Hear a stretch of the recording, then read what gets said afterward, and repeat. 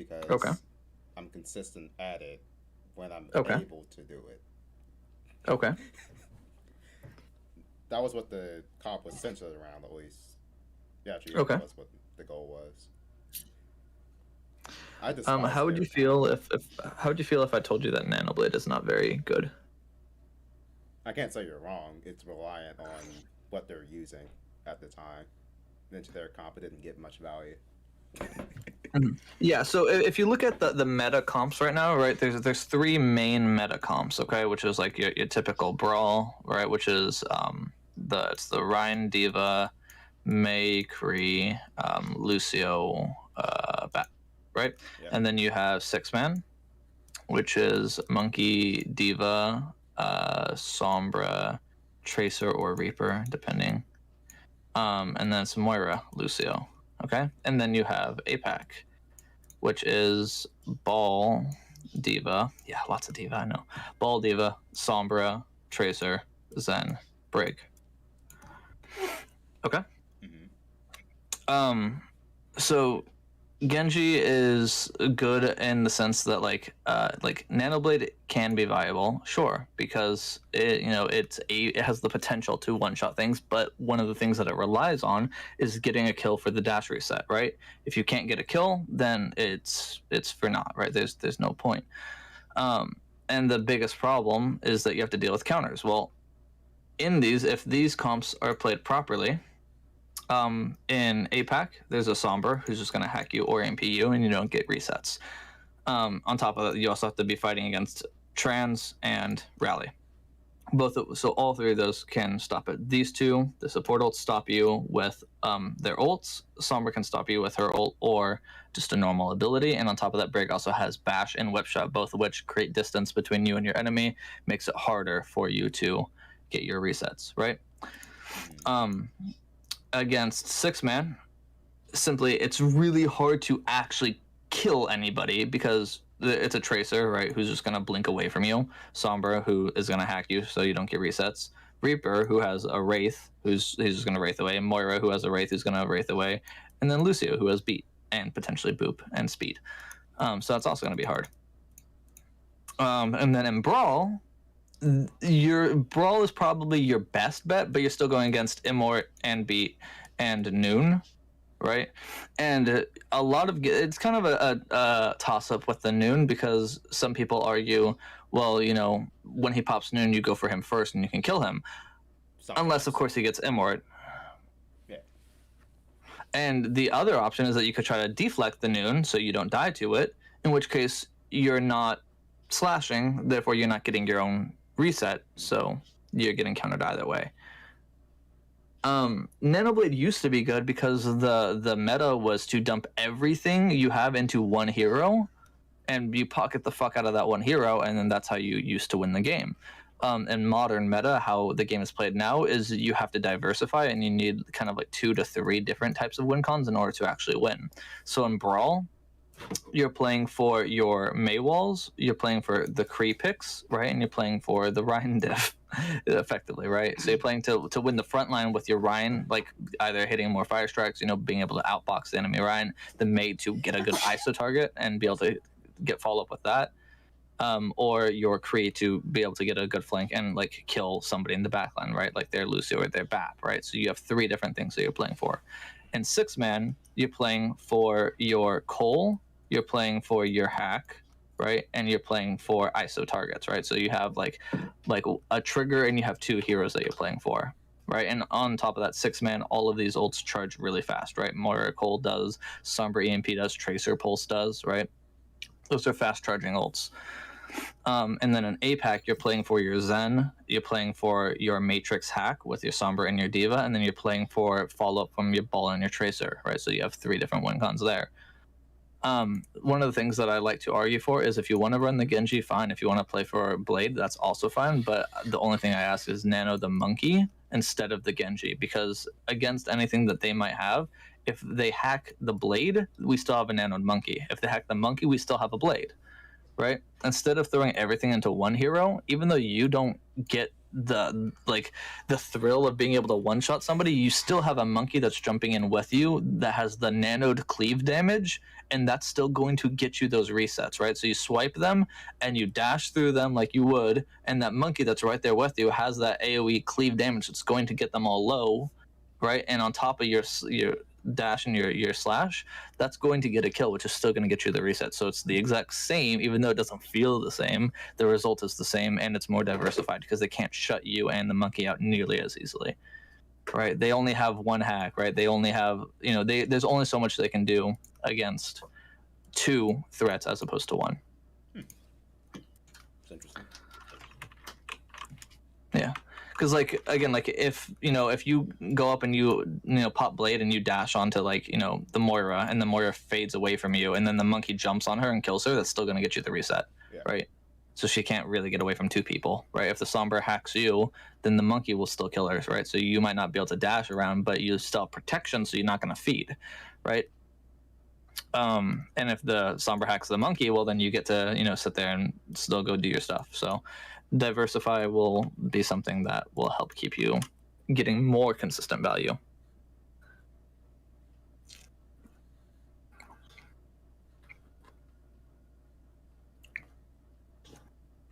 Because a lot of Genji's biggest counters are hard meta heroes right now, which is putting Genji in a tough spot. Genji is really good into double shield, but we haven't seen double shield yet, so I won't worry about it too much right now.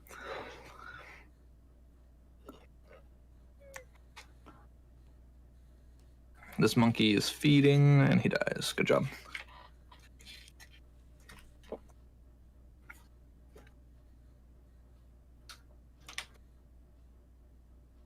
So you guys are effectively playing a form of 6-man. It's like a alternate form of 6-man, or not of 6-man. Sorry, of like a double bubble, which is a less meta comp, but still okay. But people have seen a lot of variety to it, which is basically it's the Ana and the monkey, right? That's what really makes the comp, because in this comp we're effectively playing for ultis because we have really fast charging ults, right? We're already 90 to nano, we're 85 to our noon, right? The break pick here is good, right? That way we can protect our Ana because we're playing for nano. We want to keep our Ana alive. The Genji is effectively going. His biggest thing for Genji is going to be pressuring out their DPS, right? Because we need to be able to try to stop the hacks, and that's going to be between our Genji and our D.Va to pressure out the hacks. And our Genji wants to be trying to keep this Reaper off of our monkey, because if the Reaper gets to the monkey, then he's going to die. Outside of that, we have significantly faster charging ultimates, so we should be looking for easy isolated targets, like that monkey when he jumped in by himself and he had no jump and no bubble. We just walked into him and killed him. That's perfect. Well done. The other thing that we should be looking for is to play for our ults. So we're either playing slow and for our ultis, or playing off of their fuck-ups, which we did. So good job.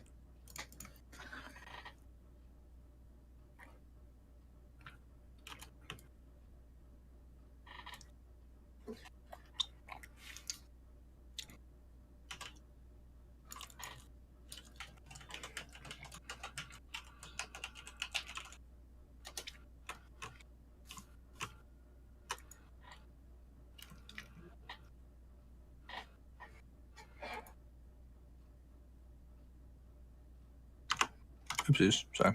I accidentally turned it speed down.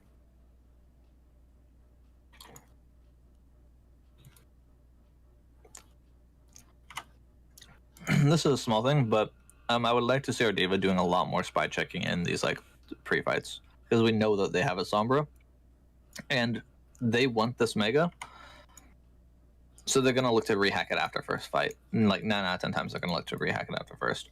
So we should be trying to spy check in general, and one of the biggest spots to spy check would be in this space here, checking this doorway and this bridge, because that's gonna be the key spots that she's gonna try to come through, right? But we're just not doing it nearly enough.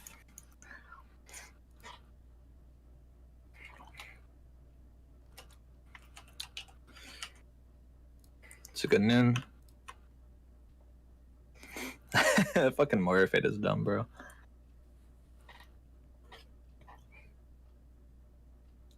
Nice, good job, guys. All right. Again, I'm just trying to speed through this a little bit because I want to see multiple maps and multiple comms. Our first fight was really good, and our hold, like the second fight was also good because we properly like played for ultis. So, good job.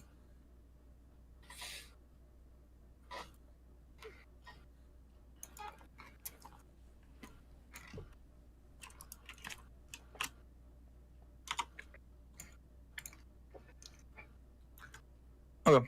I'm assuming our sim is gonna TP out and swap. Yeah, cool. Okay, and this is effectively the same thing as before. The only difference is that we have the Echo instead of the Genji for more diverse angles on this map, which is fine. So yeah, we just play slow for ultis or for any mistakes.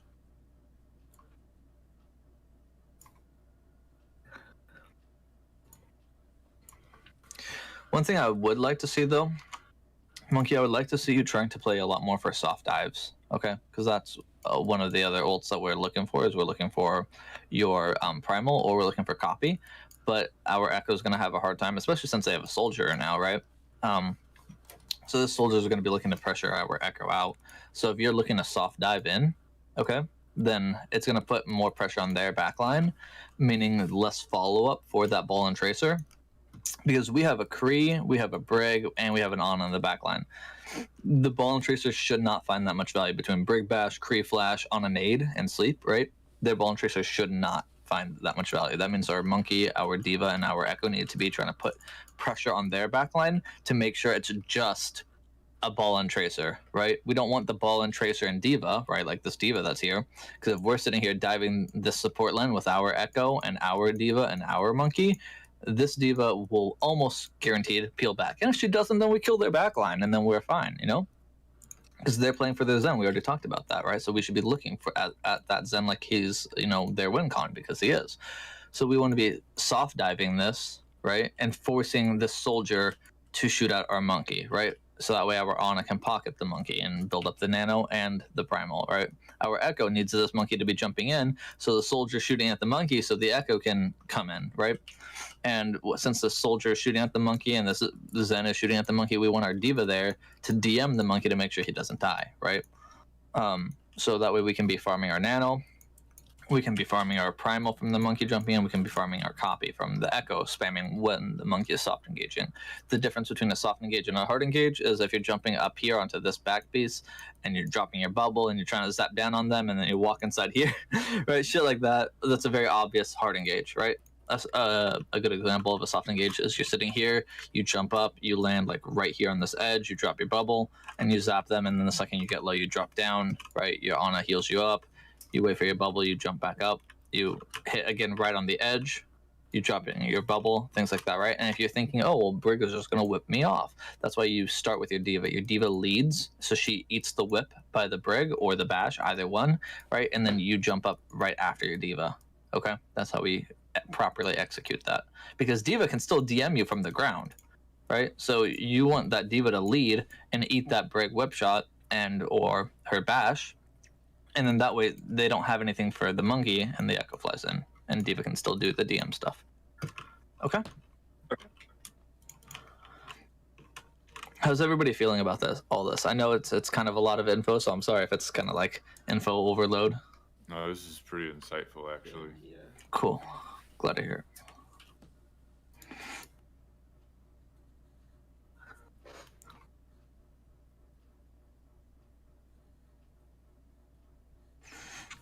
Also, I don't know how much you guys know about me as a player, but I peaked high silver season 12 on console, and then haven't touched the game since. Crickets. People can believe it. I'm kidding, guys. I'm kidding. I mean, I thought it was true. Goodness me. I mean, that's fine. Some of the best coaches never leave goals. So. There's only one guy, and he was plat when he first got picked up by Owl, and he is now GM. So people always talk about that, but it's not really a thing.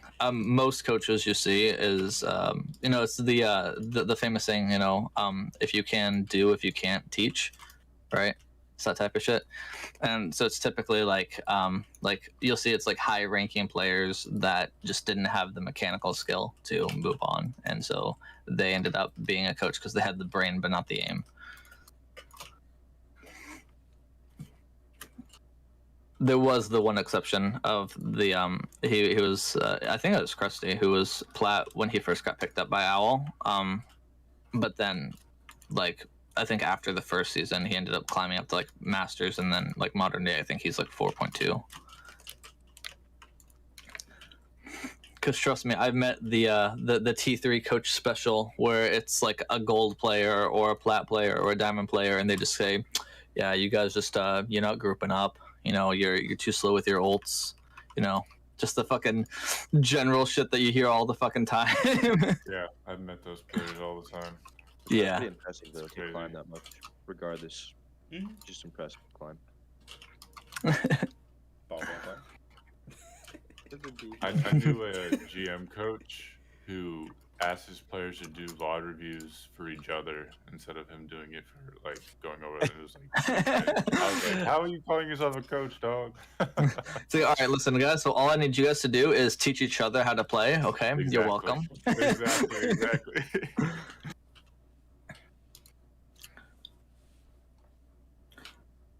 Now I'm currently dealing with a situation right now on an EU team that I work with where because like I scrim EU as well, so I'm not like available all the time for when they want to do like coaching sessions. I do one-on-ones with them when we have the scheduled team VOD, but like they want me to be there for their scrims, and sometimes I can't because I got my own scrims. So they were looking to pick up another coach, and the dude was actually like he's a console player and he's actually silver, and he was trying to coach them, and he was trying to argue that Hanzo is a flanker. I'm like, he just isn't though. What? Yeah.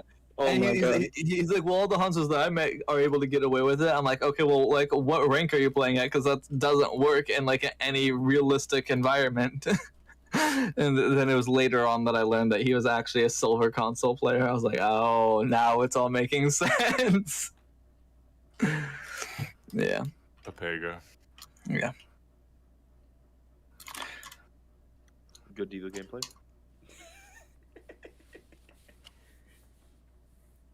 I swear to God, if we just let them flip. Okay, cool. No, this right here is already going to be a lost fight. And I can guarantee you of that because of the fact that we have our support line on the ground. And you could go, well, yeah, they do too. But our thing is that we're playing for ults, right? Or like their mistakes, but we have no way of punishing their mistakes, and we don't have ults, and we're in a disadvantaged position. Fortunately, these guys just don't know how to actually stand on the point.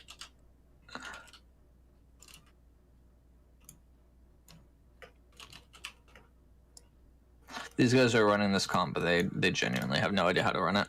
Like they're playing it, but they don't know how to play it like properly or how it should be played. Because you guys would genuinely be absolutely fucked if they sat up here on this high ground and you guys sat up here on that high ground, and then their tracer just sat on the point. Like that's all they have to do. Because then at that point it's gonna force somebody to go to the point, right? Which is probably gonna be like our monkey or our echo, because you know that's about it, or a diva. To contest a tracer. But like Tracer can win a 1v1 with an echo on point, right? So we can't really send the echo, so it's going to be the monkey or the diva, meaning we don't have any backline pressure for them, right? And that means that we don't have any soft dives and we don't have any backline pressure, and so they're going to poke us out, and that means their ball will get way more value. But like I said, these guys are kind of bad, so yay for us.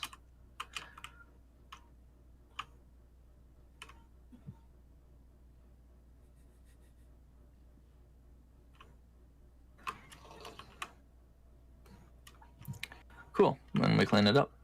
Nice. Let's go hop over to the next map. That was Ilios. Let's take a look at Holly. Oh, I just realized I also never actually gave you guys my background. Do you guys actually want my background? Some people care, some people don't care, so. I could send it in chat. I mean, if you say it's on stream, so I mean, I really don't care about that. Ain't that important.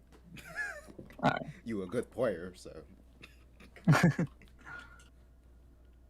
Nah, it's like 3.2 peak, easy. Okay, buddy. Oh yeah, I remember that. Yeah. What do we remember? What? I sent that Oh, to Firex because that's what Orthus had sent to me, like back Yeah. when we started working together. But I think you're probably even beyond that now. No, I'm still with Spexo. But yeah, it's like 4.4 plus. I mean that's all right, but like it's just missing some of the more up to date like EU stuff. But I mean, it gets the idea. Have you played against Cats? Yeah. Hellhounds? Hellhound's not crack cats, yeah, tons of times. Wait, what did you say after that? Sorry, I didn't quite hear you. Am I doing good? Oh, are they doing? Are they doing good? Yeah, they're fine. Crack cats and their main tank is kind of struggling with some stuff, but main tank is hard right now, so that's understandable. Yes. Just kidding. Main tank's the easiest role in the game. Nah, I'm kidding. I'm kidding. That's what I made Overwatch 2. What? I'm kidding. I just say that because it triggers people. And then I'm gonna ride one trick, so. Yeah. I'll be honest here, Orthus. I was pretty lost as to like, should I be playing with my Sig or the Orisa here? Well, actually, I was just about to talk about that. So we're running double shield, but we have a soldier and an echo, right? So, who's our Orisa supposed to be shielding here? Our soldier. Okay, yeah. So we'll say Orisa's shielding the soldier. So who's the Sig shielding? Probably should have backed off there and let them have that, but that's just me. Or we could have all just held on top of Juice. Well, I mean, like regardless of actual positionings, I'm not worried about that. I'm talking like just comp wise, right? Because again, like I need to figure out where you guys are mentally with like, okay, like how should we be doing this, regardless of how we actually play it, right? 3-3 split with the Orisa, Brig, and Soldier where they are, and then me, Bap, and like our Echo, kind of like just holding that, trying to hold it, and then if anything, we just give it up without dying. Yeah, because the Echo Okay. is sort of just meanders and then just helps whichever portion of the team needs it. So we want our Echo to sit and shoot from behind the shield. Well, no, but like, I mean, I never used it. they'll be helping us over there. Well, I mean, that's kind of the point that I'm getting at, right? Like, we have two shields, but we only have one person who actually needs it, right? Because talking about like a 3-3 split, right? If we had like a, let's say a Hanzo or Kree, or maybe a Widow, an Ashe, right? Things like that instead of an Echo, then yeah, it makes way more sense to have a proper 3-3 split. Another thing is we talked about putting a Brig with our Orisa, which doesn't really make sense. Because Brig's whole thing is like to prevent a dive, right? Because she has bash and shield, right? Stuff like that. So she has a lot of CC, but she's also close range, right? Orisa has a golden, so she's kind of immune to CC anyways, and she plays at a distance because that's how Orisa plays, right? So by putting a Brig, you're taking a close range hero and putting her in the back line, yeah, and you're putting her with somebody who wants to play in a long LOS and far away and can protect herself. And if Orisa can't protect herself, right? Like let's say they're hard diving the Ori, I don't think Brig can keep an Orisa alive. At least not like a BAP can, right? And BAP on top of that can play at a further range, right? So if we were going to be doing a 3-3 split at all, it makes way more sense to keep our Zen with our Ori because BAP, because BAP can actually sustain an Ori because Ori's head hitbox is the size of a fucking watermelon. And Brig only has 3 packs, and she's not going to be able to keep an Ori up through that, right? She's going to throw 3 packs, and then that's it. She's out of the fight, right? But BAP can actually sustain an Ori and makes it incredibly hard to kill an Ori. You can probably swap the Brig for like a Mercy or a Zen and give the Echo. Yeah. Like a If you guys wanted to do like a proper 3-3 split, right? The whole idea of a 3-3 split is kind of like the classic double sniper where you set up, I'll just do a little drawing board over here, where you set up one angle here that pressures this side and one angle here that pressures that side, and you're looking for like an actual kill zone, right? A kill box, right? So for example, if we're looking at first point here and we're looking for a kill box, right? And we set up one group here and one group here, we have pinch angles in main and we have pinch angles on security, right? And that, so you'd see the 2 kill boxes be here and here, and that's how you would do that 3-3 split. So you have to look at people who would be able to play closer up, right? So somebody who can sit here, right? Well, Sig is good for that because he has more temporary shields, so he can move it between this angle and this angle wherever he needs it. He's also closer range, so he can spam both of these from where he is, right? If we had a Sig over here, he could do this one door maybe, but there's no way he can do anything into main, right? So Sig would be too far there. So we put our Ori there because she can free fire into both of those angles, right? I'll actually do this just darker for a second. Ori. So she can free fire into both of those angles from where she is, and her shield covers both of those angles because she can't move her shield like Sig can, right? So Sig here, Ori there, perfect, right? Sig on Juice, Ori on Cafe. That's good. Bap, again, he can play at a distance and he wants to play at a distance, right? And he can sustain an Orisa. So from here, Bap can very easily see his entire team and can equally get the heals needed to the entire team because there's nobody hiding behind him to where he has to turn around, right? And Bap is easiest to play when he's able to drop a heal and then take a shot and then drop a heal and then take a shot. But if he's trying 180 every time, it's going to be really hard. If he's able to keep everyone inside of his cone of view, he can drop a shot to his right and then take a heal to the left, you see? So it's going to be easier for the Bap, and he can still cover both of those angles. Now, if we were to have a Brig, which I don't think Brig makes much sense in double shield, she doesn't really do anything, but if we were to have a Brig, it would make more sense to keep her over here because she's also closer range, so that way if they try to come upstairs or they try to dive that high ground, Brig can deal with those, right? And she can obviously pack the Sig since she's here, right? And they're going to go to the Brig first, meaning our Bap can pocket the Brig, right? Which would be fine. No, I don't think we should have a Brig. I think, like Dabsky said, like a Mercy would be okay. I think a Zen would probably be the best for a double shield comp. Something like of that nature. You could even do an Ana if you wanted to. I don't think Ana is actually viable in a scrim setting, but you see that shit in comp all the time, right? But something like that, right, would be better. At least in my opinion, would be better. Yeah, Then Cole is just a really nasty Brig though, so. yeah, that's why we keep on. Am I I mean, nasty? you're I'm sitting like, pretty good. Man, I'm that's pretty why. Dude, I feel like Tom Alright. Brady in the pocket when I have you on Brig. I've played with Brigs in the past. People can't hit whip shots for shit. And then so anyways, I'll put the Brig here for right now, but I think like a Zen would be fine and personally better. But so yeah, we have the Brig there, and then we have Soldier, and then we have Echo. So I would probably put the Soldier with like the Sig because Soldier can just book it the fuck out if he needs to, and it allows our Echo to kind of fly above security and take shots from behind, and she has LOS of our Brig for packs and our BAP who can hit heals easily off the rooftop, right? And she can stuff both of these doors by playing kind of in this space here. So she can stuff security. If they try to walk through here, she can get easy stickies on any rotation that they do. If they try to take stairs, I'm gonna clean this up. If they try to take stairs, like the enemies come through this way, Echo can fly up, play around this space, and look for stickies right across and pinch in from behind that way, right?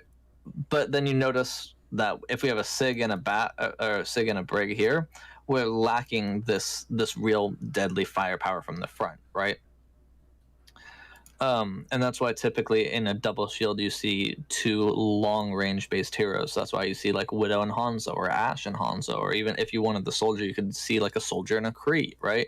In which case you'd put the Kree up here. Okay, but it doesn't make sense to have two different shields when we only have one person that's realistically going to use it. We could, for example, drop this Sig for like a Diva, and then keep everything else the same. And then we set people up, back here. You guys could start on Juice if you want to scout them, and then back off to Cafe, right? Or you could just start on Cafe if you wanted to play it safe, shit like that. But that way you have the Soldier and the BAP and the Brig and who else? Fucking Ori, all right here, right? And then your Diva is going to be basically protecting your Echo. So your Echo could be flying around here, and then your Diva pressures the point so they can't cap it. You see? Shit like that would be fine. That way Diva can DM the Echo and actually help her.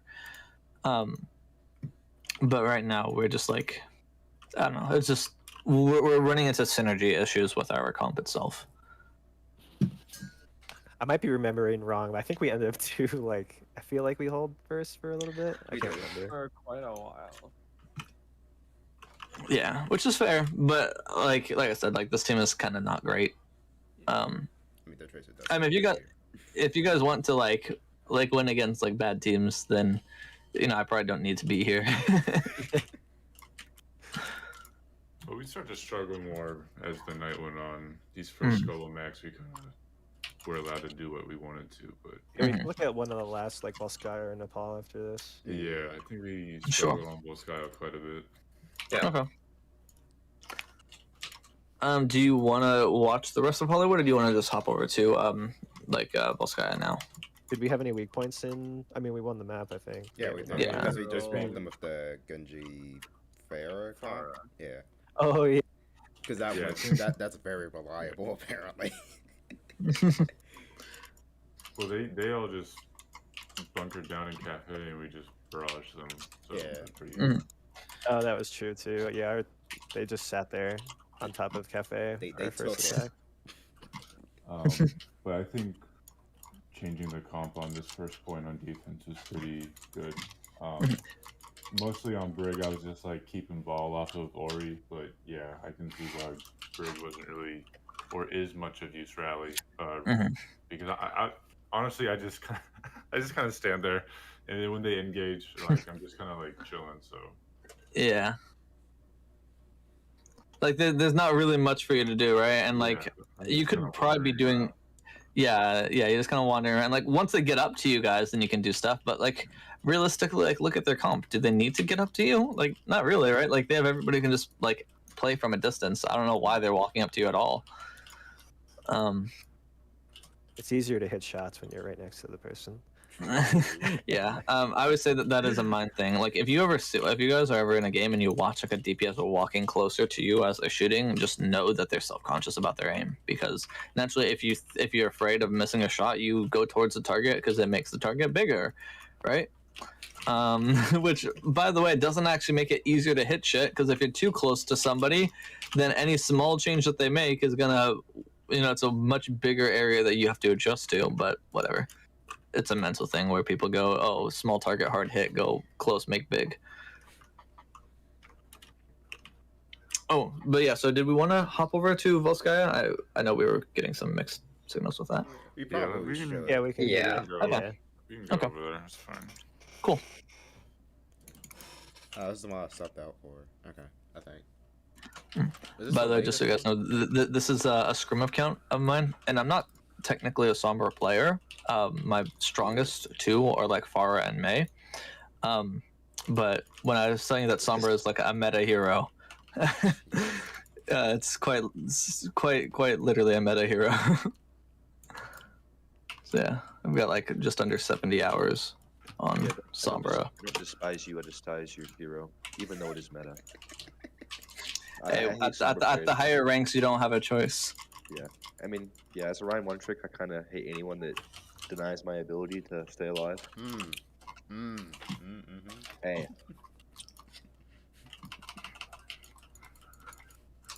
Now I get to actually watch this game because I haven't yet. I can tell you right now, Doom is gonna have a fun time. He did. that's But Kiza, isn't it? Yeah. Like, Kiza's Yeah. good. Well, this is the one where I had the ping issues. I had to get stuff out. Sag. is Natai the Doom later on? Yeah, that's about what I was with it. So this is kind of what I was talking about earlier, right? About forcing the point and then somebody has to contest it, right? So here you see that they're actually doing that better, and our Orisa drops, but our Sega's also on low ground, so that means our backline is just open and exposed, now ready for that dive of theirs, right? So you can see the Diva is set up, right? The Ball and Tracer are both on the low ground. Tracer shouldn't be. Tracer should have been like behind waiting for it too, and then Ball forces point, somebody drops the point, and then he grapples and slams on the high ground. Right, so they're kind of fucking up, but you can see how strong that is, right? That Ball and Tracer they force the point. Doom kind of ends in because that's what I would expect the Doom to do here. It is what it is. There's nothing really to keep the Doom alive aside from like Brig packs, but if the Doom goes out of Brig LOS or too far, then nothing that Brig can do. There's no follow-up to the Doom. There's nothing to pull attention away from him. The only thing that the Doom could realistically go on would be like their backline, like these three heroes, and like the Brig is gonna stop that at least for the Zen, and then Soldier you could potentially kill Soldier if he's bad with his positioning, which he kind of is, but yeah. And now we're fighting from the low ground, which is not ideal for us because they have the Zen that's just going to eventually carry that fight for him.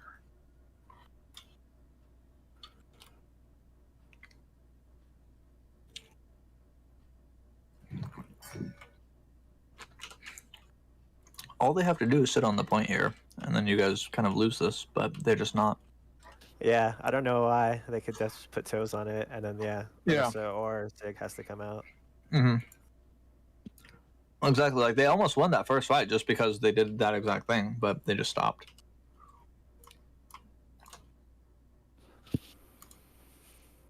So, would there being pushing the brig be a good idea? Just because they have like no one yet there? If the brig is fully isolated, sure. And like if we're doing it as a team, are you talking about back here? Let me back it up. Yeah. So I saw. Yeah, we killed a soldier and then they all dip out. I think we killed our Zen. Oh, I do remember this. The brig. Yeah, I feel like we could have So I gotten feel, her. I feel like our Sig there should have. Yeah, Which I you did. You called would. that. I wanted to walk on the, but it was two of them, and I wasn't about to go by myself. And I saw no one was with me, so I just backed up. Yeah, like I think you should never try to kill a brig by herself. Brig's a mini tank. Yes, actually the other day I was in comp and I was on brig. I know, right? And I 1v1'd an enemy Reinhardt. How the fuck? Because you just Brig's gotta whip manage range. abilities. Yeah. Yeah, Brig's whip range is bigger than Ryan's hammer range is, so I was just outside of his hammer range. And then anytime he went for like a charge, I would just use my bash to get out of the way of it. And then anytime he got too close to me, I would just whip shot him away. So he couldn't close the gap, and I just beat him down over the course of about 30 seconds. But yeah.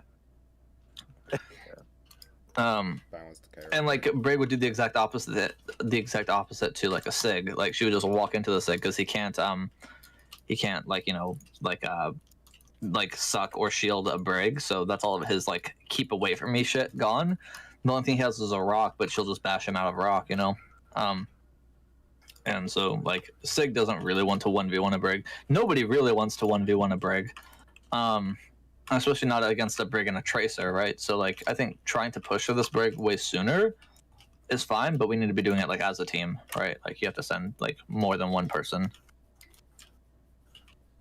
Like Sig had the right idea of like, yeah, I want to do it, but I ain't about to do it alone. Was there. That's unfortunate. Mm-hmm.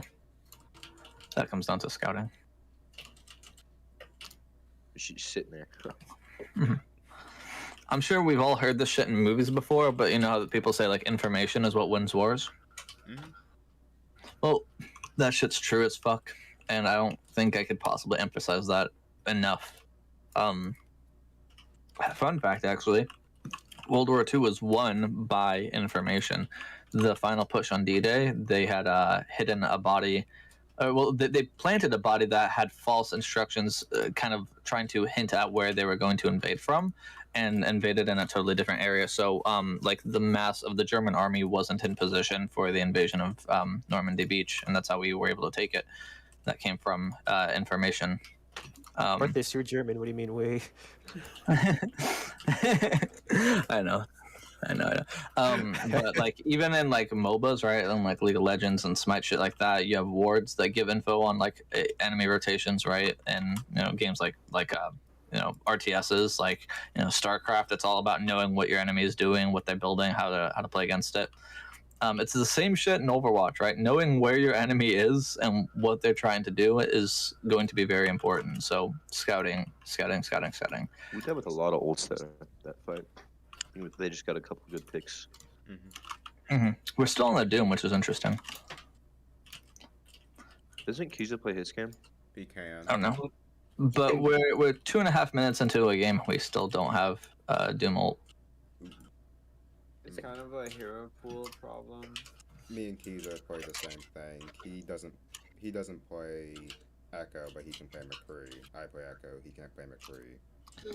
So why isn't he playing Kree in Double Shield? He's not comfortable on it. Like that's just. Is he comfortable on Doom and Double Shield? Normally, yes. I think maybe he just feels. I don't know the player at all, but if it was me and it was like a hero choice thing, I'd be just. Even though it's not a good matchup, I feel like I can push the limits on that hero more than like a I Kree. believe we were asking him to swap. Probably. Okay. Not too sure. Hey, we didn't pause the match, so I don't think we did. No. Actually, I'm- I'm not.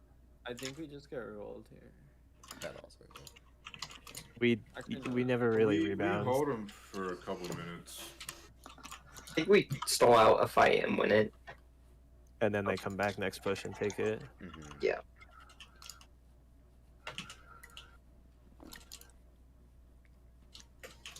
Ideally, with double shield, should we be trying to hold That's a good whip elevator?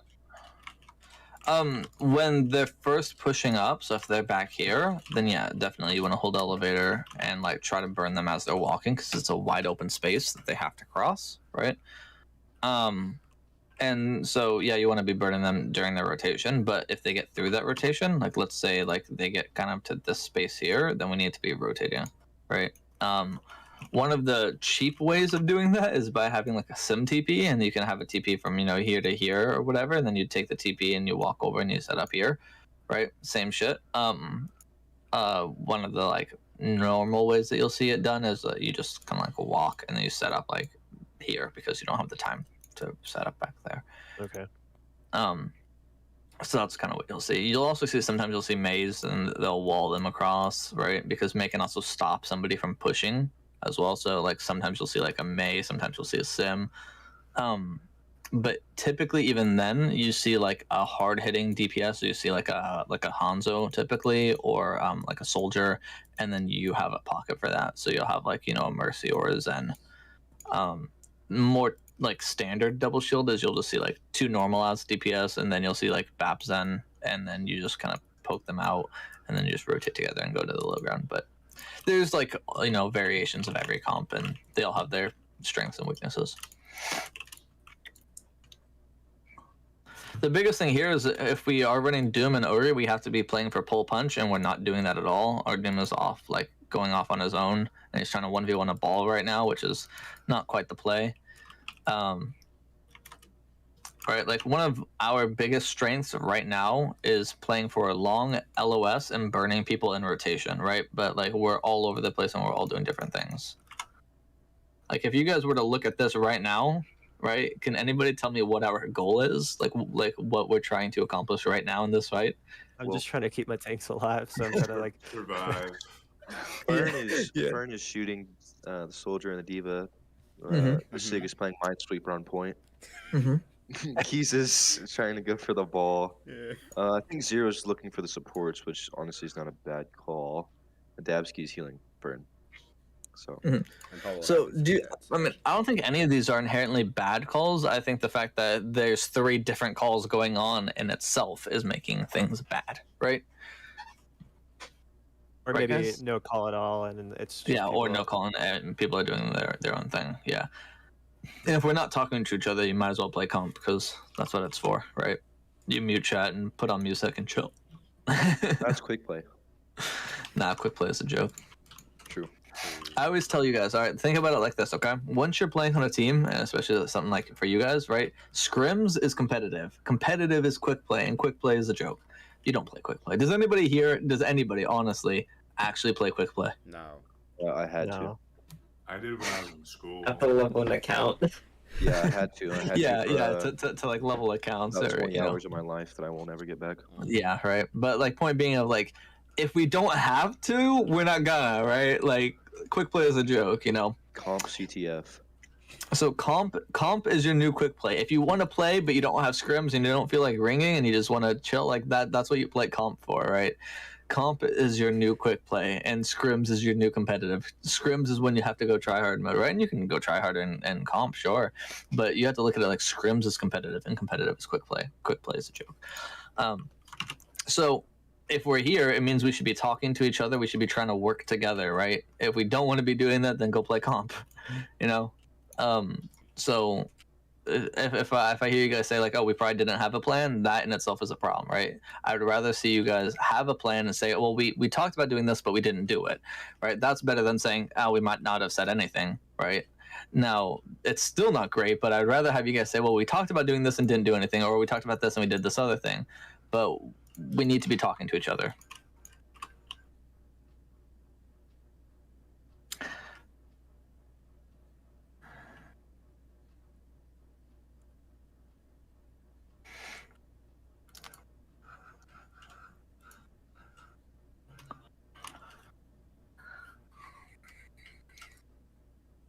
Because right now, what I've been noticing is like these guys, like they're not great in like team synergy, but you guys are entirely there. But the difference is that you guys are just able to out mechanic your enemies, right? Which it's like nice, that's cool, but it's not a very reliable thing. Because if you go against somebody who can aim better than you can, then you just lose, right? And so like as a coach, like it's nice that you guys are mechanically skilled, right? Because I can't really teach you how to be better mechanically. But I can teach you how to be smarter, which is important, right? Because if you have the aim and I can teach you the brain, right, then it'll be golden, you know? And that's what's gonna really kind of help you guys like make it like further along, is by being smarter. Something that I do with some of my other teams is I give them one map that they get to pick it whenever, because like typically they have their own map pool. Tourney or not, I give my teams a map pool for them to practice certain comps played a certain way on a certain map, give it some consistency so we can actually make improvements as the weeks go on, right? And you change up the map pool or the comp occasionally, you know, whatever, depending on what's going on. But I typically will also give my players like one map to say like, all right, just dick around, do whatever you want, right? You can use it to de-tilt if you're tilted and it's a tough scrim.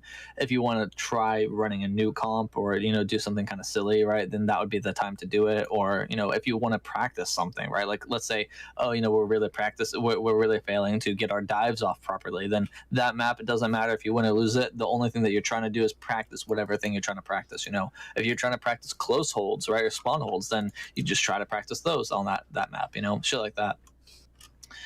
And that's when like a lot of my teams, they'll realize like, oh yeah, we're just mechanically better when we just do whatever we want and still win. Yeah, with Dragon's team. Yeah.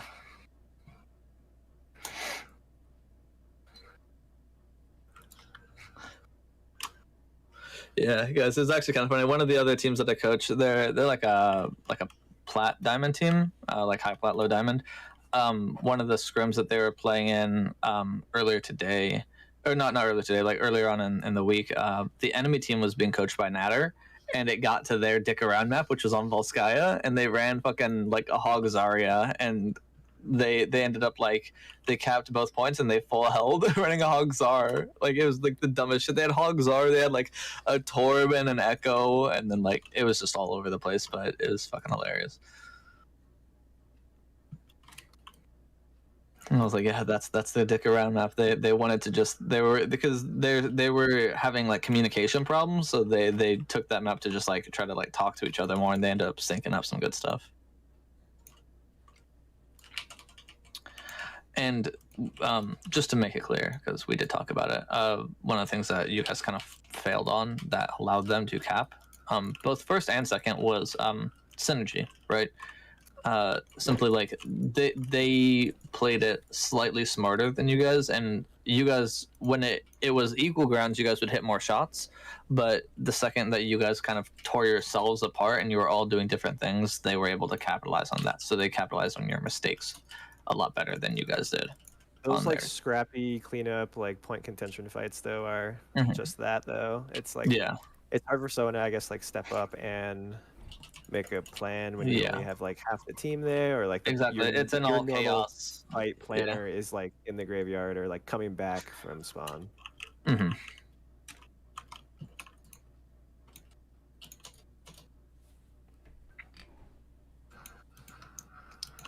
Okay. Oh, dude, I kept getting pulled on the rotations. Our rotations are really late though, too.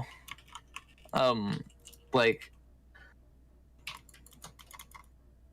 do I need we're to all tell coming my out to wait for me? I mean, like what like you guys should do is say like stack on wall, right? So we all stack here, and then Monkey goes, I walk 3, 2, 1, and then we walk, and he drops the bubble, and then we're all through together.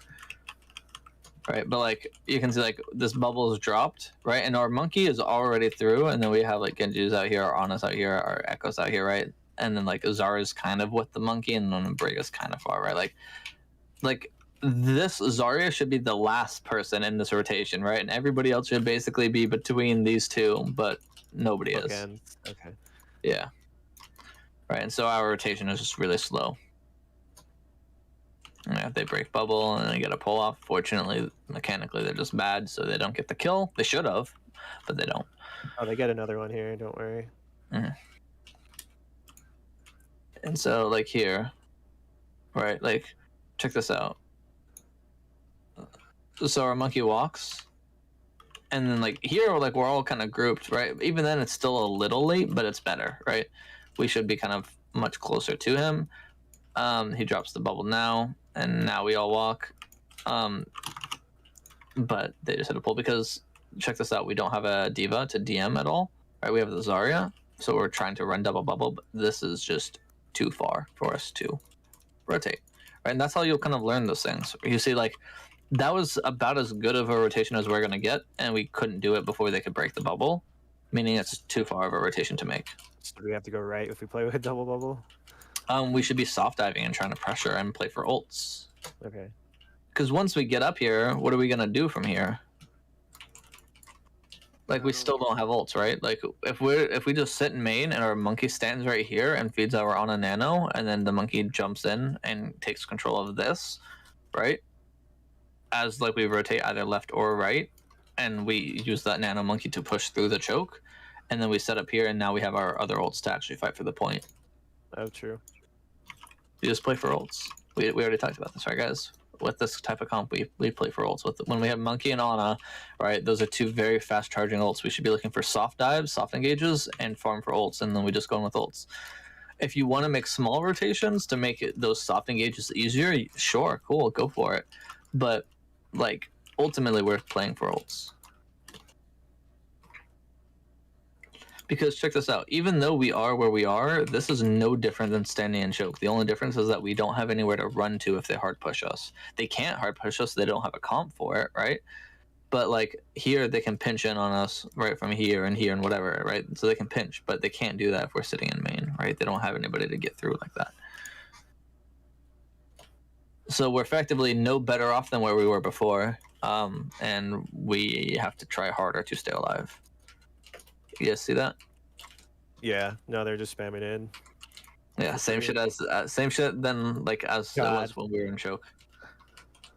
Even Monkey nanoed like the jump across. He's like at a third of his health by the time he hits the platform. Mm-hmm. And I waited to nano him until he was low. It's just so much damage. Mm-hmm. Yeah. Watch how fast like they chunk him the fuck down. And I don't know what to do in that situation, other than pre-nade. Well, our monkey is not jumping the right target, which I'll talk about in a second. But yeah, like look at the health. He got down to 19. I don't know if you guys saw that. Yeah, that's on yeah. the edge. Yeah. Which, by the way, monkey, just so you know, you can hold space when you land, and it carries you for a little B-hop to help close up some more distance. Because when you first jump on a target, if they're smart, they're going to direct influence themselves away from you to where you're going to be out of that beam range, exactly like you are, right? Fortunately, he just walks back towards you, right? But by that point, you've already gone, oh, he's too far, and then you've turned away. Unfortunate, but it happens. But, like, having that little B-hop is going to keep them in your Tesla range. But right now, like, you're trying to zap down a BAP and, like, an ORE, and they have all of their resources, right? You guys are using an old code. Did you guys host this lobby? I'm assuming so, since your team won. This is an old code. Don't use this code. Use R0MNN. It's a 0, not an O. Roman. It's a more updated code, and it shows like all of the resources, and like player order doesn't matter. If you disconnect, it reconnects you in the same spot with the same ult that you had. It's a more updated code. Yeah, it's a nicer code. And it's the overstats code, so you actually get like overstats with it, which is like a website that you can see everything. You can see average ult time. You can see so much stuff. It's so nice. Let me see time if to ult, how long you've held Yeah. ult for, how many ults you get per match. Here, actually, since I'm streaming my screen, here's an example of what overstats looks like. This is from one of my other teams, right?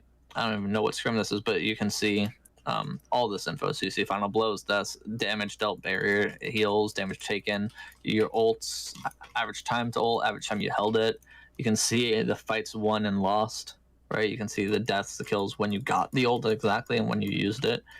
This is all stuff that you can kind of get in game as well, but you get even more from the site. But yeah, you get all that from the code. Anyways, Monkey is not jumping the right targets, right? We can't see it, but if we go and take a look at BAP, where is he? BAP.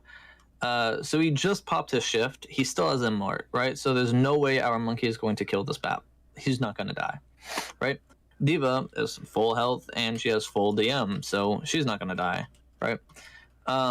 Ori, basically full health, and she has golden and she has shield, so she's not going to die. And our Echo isn't with our Monkey, and our Genji isn't with our Monkey, so there's no follow-up damage anyways, right? So was this a successful dive, yes or no? No. No, right? And it's because our Monkey's jumping on targets that have all their resources. We don't have the follow-up damage, and we're down our Ana, right? So there's a ton of different things, right? One of the biggest things that we have to look at is, okay, we need to burn resources before we go in. We can do that with soft dives, right? You soft dive them, you get that shift out, right? You soft dive them, you get golden out, right? Maybe if you get a good soft dive with like echo stickies, you might get immort out. That would be huge, right? So we need to be soft diving before we hard engage. Okay, so that's the first thing. Second thing is we're diving the tank line. The whole idea of a dive is that you avoid the tanks and go to the back line. If the Ori is sitting here and the BAP is here and there's an Ashe alone over here, maybe we go for the Ashe, right? She has no tanks. Both of the tanks were over here, right? And No, the Ashe was with the D.Va, I'm pretty sure, initially. So the reason why I didn't want to go there is because D.Va could have booped me, and then I could have easily gotten poked out with Coach Gun. So I got worried about not being able to block. That's what the bubble's for. True. Your Zarya should be bubbling you when you jump. She should always be doing it when you jump. That's the whole purpose behind double bubble. You have two bubbles, so you use Zarya bubble to bubble the Monkey in because it cleanses CC. So that means you can't get coached and you can't get booped, right? So that takes care of that. And then you land here, And then you throw a bubble and cut off their resources. and then you throw the Monkey bubble. That's where that second bubble comes in, and you isolate that target. So this BAP that's over here can't help that Ashe, right? And if you have the Genji and the Echo with you, you should have enough follow-up damage. But I think going for this Ashe first is going to be really important because you remember how we were talking about clearing out space before we take space, right? If our Monkey goes here and they still haven't, they still have this type of space here, that means that like our backline that's supposed to help you can't help you, because if this Echo tries to fly across here, this Ashe is just gonna kill her, right? Same thing with the Genji, right? If a Genji tries to follow like across, like first off, this is too far for a Genji to reach. Yeah, no, a pocketed Ashe will and- have a field day with an Echo. Trying Yeah. to make that. Yeah, and I'm like, look at the damage values, right? Like this Ashe has like 4.2k damage, right? Which is a fuck ton, right? And like, look at all of our values, right? It's nowhere near it. And this is Echo's second pretty round, close. so like, Echo's got I mean, 4K. Echo's close, yeah, but That's just 'cause Even it's then. Echo, that doesn't really count. yeah, exactly. Echo has splash damage, and I guess technically Ashe does too, but I don't think she was playing Ashe on first round. But anyways, this is too far. Spectracer. Okay, but this is too far because our Genji can't get there, our Echo can't get there, and we can't be crossing this open space when we don't own midpoint, right? This is like the key to this point, right? Because if this is in their control, they can poke out this space, they can poke out this space, and they can overlook the point, right? Am I saying that we need to station somebody on this? No, but what I'm saying is we can't go from here to here if they have this space under control, because no matter what route we take, they're going to be poking us during all of it, right? because it's a far ass space to go. So it's the wrong targets in the sense that we're diving tanks. Even though the diva's here, right? Like you're never gonna kill an Ori, right? Not like a bat pocketed Ori when they both have all of their resources. It's never gonna happen, right? A diva here, yeah, she has DM, but DM doesn't do anything against Monkey Beam. It doesn't do anything against Echo Beam, right? So that's not really gonna be an issue. And so like by going on to this Ashe and taking her out, you don't even have to kill her, but just forcing her off and away, right? That allows our monkey to now pressure the point. So this, so this Ori has to drop down, and then we go up for the BAP, right? Because then he's alone, right? Things like that would be good. You guys kind of see how that works, but we have to be clearing space before we're taking space. I see this all the time on all 2CP maps, right? You look at like Anubis, right? Second point Anubis on that high ground. People just ignore like tanks that sit up there, like a ball or a monkey, and they just drop on you every fight in rotation, and then you die in rotation, and nobody ever tries to clear the monkey out.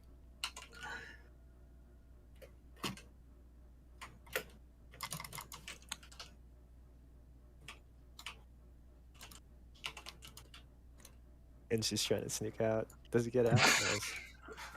Me? Yeah, he should be fine. I'll probably just dash away. Yeah, he's fine.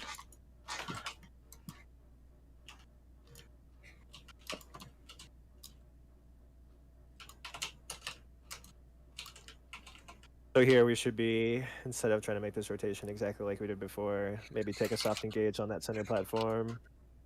Yeah, we just whip the diva off, which is cool, but then like doing that alone lets us walk through. But again, our monkey's going way too deep, too hard, and on the wrong targets. The Echo's trying to follow up, but monkey's diving indoors. And oh yeah, see, like the Echo's getting stopped by the Ashe, and our Genji is not here. Our David kills our Ana in the back line. I stood still. Did you? He was mid hop when he got pulsed. Yeah, I was mid hop, and then after that, I stood still. Yeah, it's just unfortunate. Okay. yeah. I just watched this. Like I see the Ana here.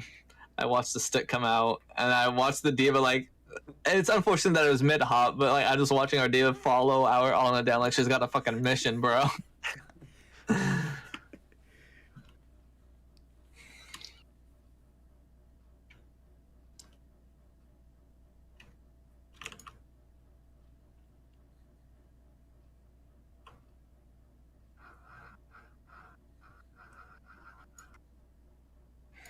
Let me swap from monkey to ball, which is not quite the answer to our problems. But if we want to ball, then we can drop the Ana, right, and get like a Zen. Yeah.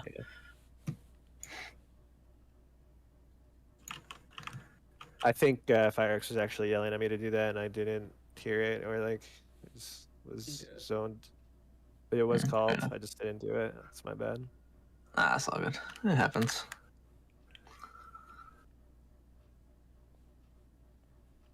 I don't know. Again, this is 3 minutes, and then we just got our first blade. Yeah. Yeah, I was gonna say AKM boy, but I know I've had that happen before.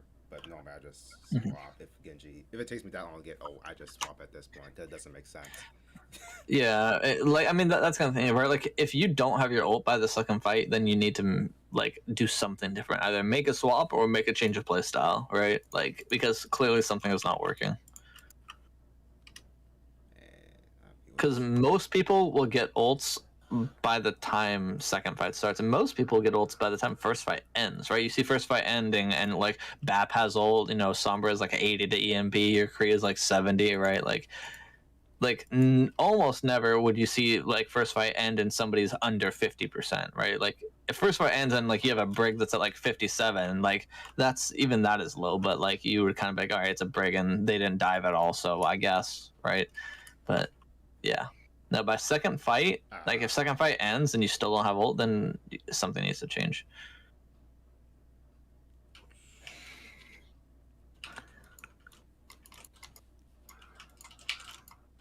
I'd say the biggest thing that I would want to see from you guys right now is like actually understand what you're playing for, right? If we're running Ana and we're running Monkey, right, we need to be playing for ults. We need a soft engage to burn resources and charge up our ults. We wait for our ult and then we go in hard with the ult, and we need to have that damage follow up, right? We need the Genji, we need the Tracer, we need, you know, the fucking Echo that we had, right? Shit like that. We need the follow up damage, right? And so Monkey goes, okay, like hard diving, 3, 2, 1, and then he, you know, everybody follows up, and they need to be on the same target. That's the next part, right?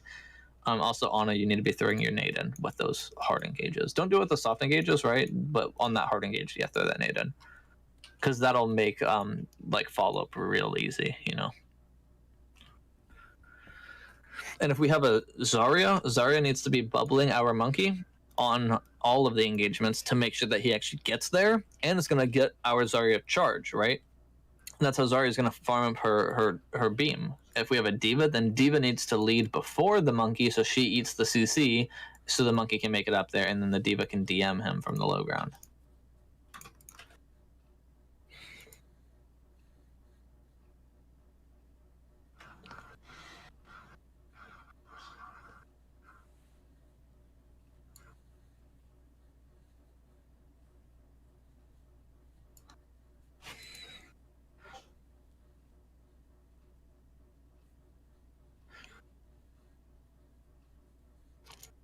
And here we're just kind of focusing on the wrong targets. Oh, nice. We get 2.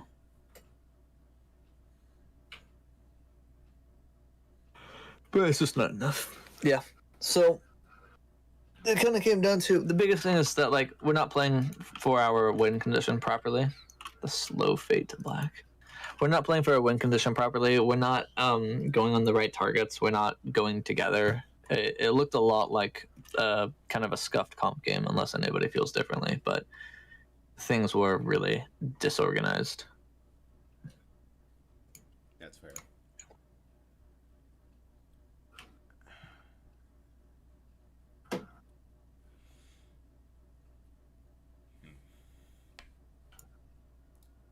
I'm wondering. Hang on.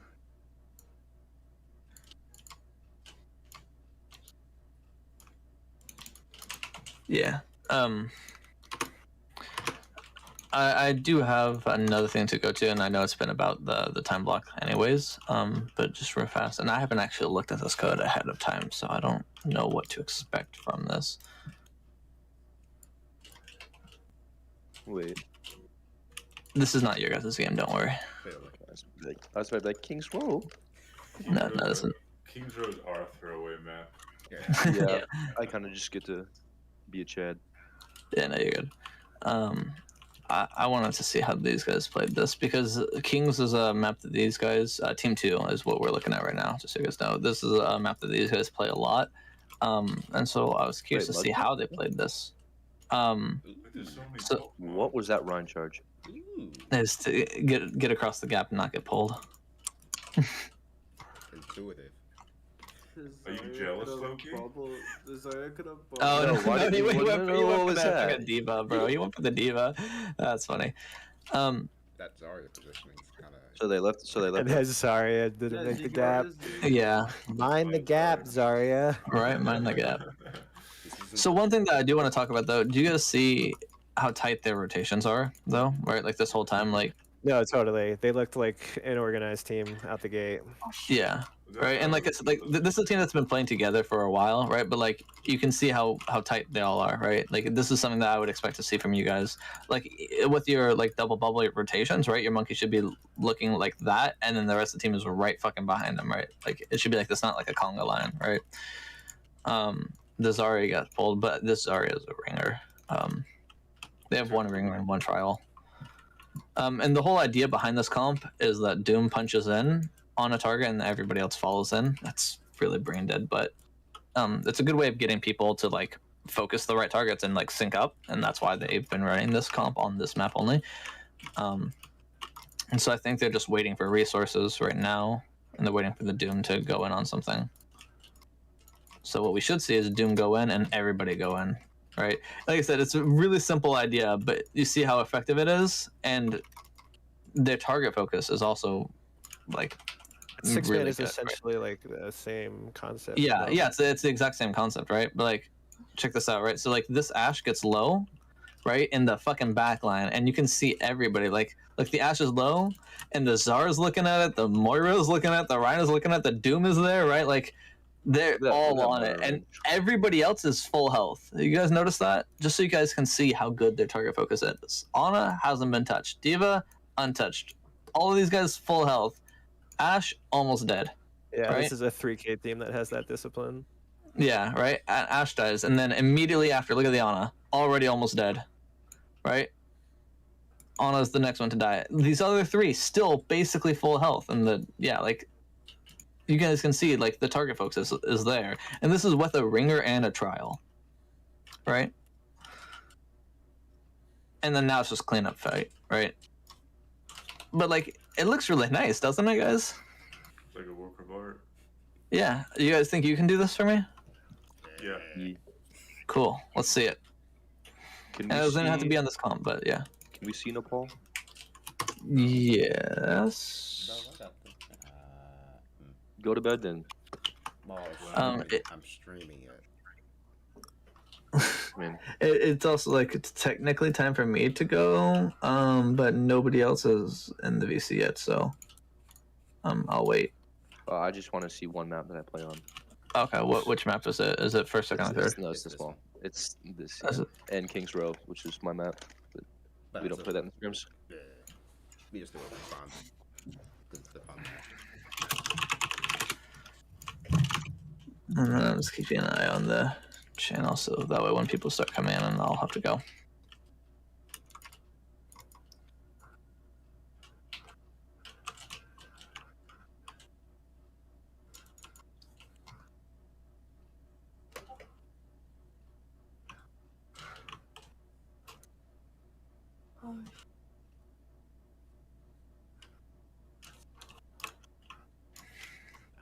So, I mean, you guys have kind of like a scuffed version of what I just showed you, right? Because we have a Kree and a BAP instead. But the idea should be relatively the same. We're looking to kind of brawl, right? Because we have the Doom who wants to be like up in their fucking face. Azari who wants to be up in their face, right? Same thing with the Ryan. Don't worry, Doom. One of these days you'll hit it. Man. There you go. This man's got to hit some more Doom parkour, if you know what I mean. I used to do it pretty consistently, but I kind of just stopped because I started learning Echo. I mean, from what I can see so far, you can consistently do it 33% of the time. Dang. I tease. Don't worry. But again, you know, we're talking about like rotations and engagements, right? You guys should be rotating together, and then you should just be engaging together, right? There's no reason for us to be this split, right? We should be playing with Orion. Yeah. We should be playing with Orion. We should be playing with our Doomfist. We should be playing with anybody really, but like we're just all over the place, right? Like Doom, I like the idea of staging up here, but when you realize they're up here, there's no reason to stay up here because nobody can get up there and help you, right? You're alone up there. And the whole idea is that you need your team to follow up on whatever you go on, right? So either your team needs to figure a way out of getting up there, or you can't fight up there. Mm-hmm. Right? You want to fight in a spot where they can. Like I said, I think staging up here is fine, but like you already know that this SIG is up here. So instead, maybe what we do is we rotate down and under them, and then we run on them when they drop. Right? Do you guys think that would be a good plan? Yeah. Yeah. Cool. All right, cool. Ryan, are you here? Whoever the Ryan player is. Yeah. Nice. All right. Remember that next time, okay? If they're above us and we can't get to them, play under them and go on them when they drop. All right. Easy. Because you're gonna be the main head of the team, right? So you gotta know like how to think. Yeah. Also, in general, just standing on point in open space is not a good idea, especially with brawl. Right? You want to be like holding closer, right? So if you think they're gonna come from main, then you hold a main, right? If you think they're gonna come from right side, then you hold like right here, right? If you think they're gonna come from left, then you can play under, you know, shit like that, right? And what's going to help with that, like I said, is scouting. So, you know, like getting a Lucio to kind of like hover up here and shoot at the door is fine, right? He can hover, you know, around the shit and see where they're going, right? And be like, oh, they're coming main, and the Lucio drops down and like goes, you know, from wherever, right? But like trying to figure something out to scout. Divas are really good at scouting too, because they'll just fly straight up in the air like this, and they look at you. You know, shit like that, right? Like trying to scout where they're coming from is going to be really Space do important. that shit all the time on Havana. Yeah, there's a reason for it. Yeah, and Space is cracked. Yeah, because he knows how to scout. The first two things in any fight, in any map, really, is scout what they have and then set up for it, right? That's the first two, regardless of comp, regardless of map, regardless of anything. You always scout, and then you set up. Always going to be the first two things. But you need to know how to scout, and you need to know what that information means so you know how to set up, right? But we need to be scouting. And if we know that they're coming from top left, that's the scout. Now we have to set up, right? Which is play under them. And their win con, by the way, is their Zen, because again, we've talked about that. So that should be like the first thing that we're looking for. And if we can go for the Zen, then go for the Zen every time. And if we can't go for the Zen, then see if we can figure out how to get to them or do what we need to do in order to get to them, right? If they have a SIG in the way, then go through the SIG, right? Shit like that. Because we have a comp that kind of, like, our comp wants to play fast and brawl, right? Their comp wants to play slow from a distance, and we're right now playing a hella slow from a distance, right? We're sitting on point. We're letting them just sit there and poke at us, right? We're not trying to run on them. We're not trying to brawl, right? And we're splitting ourselves. Yeah, we all jumped off, I think, of the point for the mines, and then I got stuck. Mm-hmm.